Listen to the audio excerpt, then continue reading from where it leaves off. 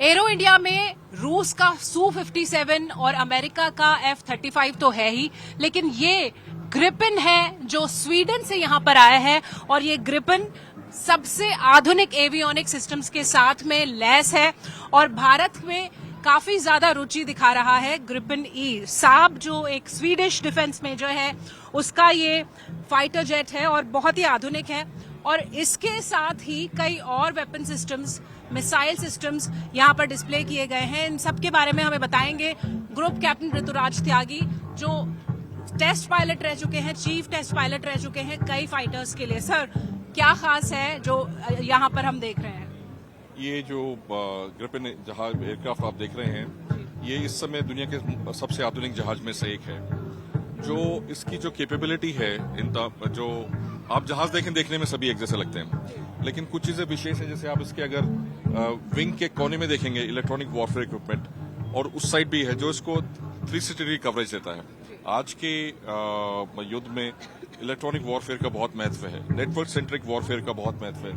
आप इसमें एंटेनास देखें, बहुत एम्बेडेड एंटेनास हैं, और जो ग्राउंड सेंसर हैं, एयरबॉर्न सेंसर हैं, अपने वेपन हैं, हर चीज को एक जोड़ के कंट्रोल करना जो है वो एक बहुत इसका फीचर है। और इसका जो अपग्रेडेबिलिटी, मतलब जो आपको जैसे सोचते हैं 4-5 साल में नई चीजें आनी चाहिए और आजकल और जल्दी हो रहा है, तो इसका जो एवियोनिक सिस्टम है वो कंटिन्यूस अपग्रेड हो सकता है, क्योंकि इसमें हार्डवेयर और सॉफ्टवेयर दो एक दूसरे से अलग हैं, और आप मिशन क्रिटिकल और फ्लाइट क्रिटिकल सिस्टम को अलग अलग देख सकते हैं, अलग अलग ऑपरेट कर सकते हैं। तो हम जैसे वहां बोलते हैं code in the morning and fly in the evening, right. So नए वेपन्स को इंटीग्रेट करना, नई चीजों को इसमें लाना बहुत आसान है। सर, भारत का फोकस है मेक इन इंडिया, तो ऐसे में क्या ऑफर है साहब?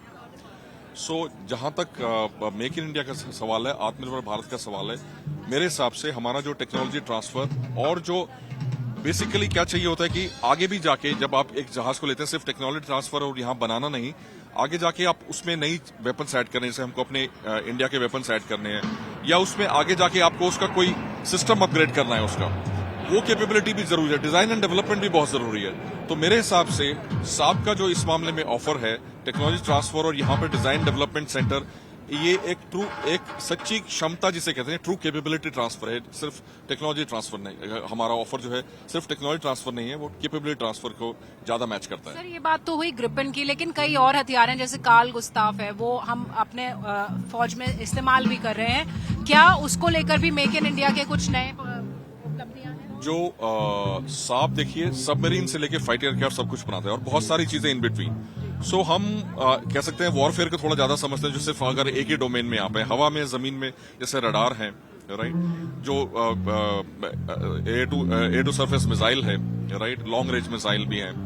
तो उस लिहाज से हमारे जो रडार हैं, आर्मी के, जैसे आपने बोला कार्ल गुस्ताफ, आर्मी उसको पिछले 30 साल से यूज करता है, और जो हमारा जो मेन वो है वो एक्सपोर्ट है।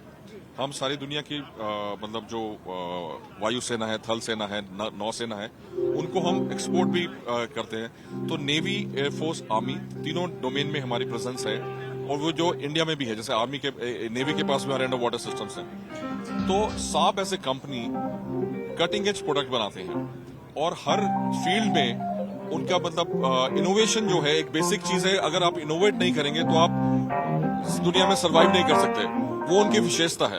हरियाणा में नई शुरुआत हो रही है। हाँ भाई, जैसे कार्ल गुस्ताफ की हम हरियाणा में शुरुआत कर रहे हैं वो बनाने के लिए।